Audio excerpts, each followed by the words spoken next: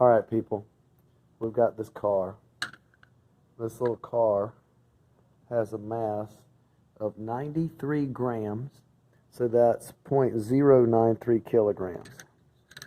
I'm going to put this car right here on the slope. It's going to drive 1.5 meters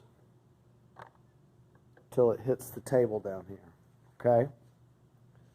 The height of the ramp here at the beginning is 91 centimeters, and the height of the ramp here at the table is 77 centimeters.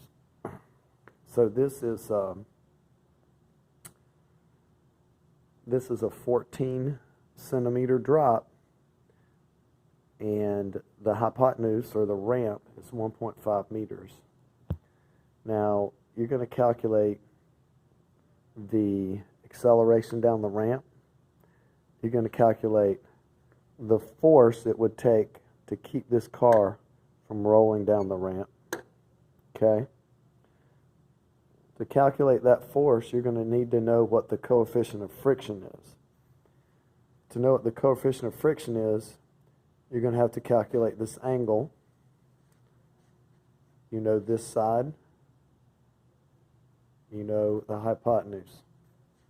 So now you know this angle. So you know how long it should take the car to get to the end of the ramp. And then we're going to measure how long it actually takes the car. Okay? So basically, tell me everything you can tell me about this problem, which is the two biggest things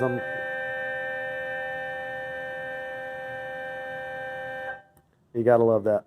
The two biggest things I'm looking for. What is the coefficient of friction, and how much force does it take to keep this car from rolling down the ramp? All right, get your stopwatches ready. And I'm going to move this. I'm going to say 1, 2, 3, go. Ready? 1, 2, 3, go. All right. Show me what you can do, people.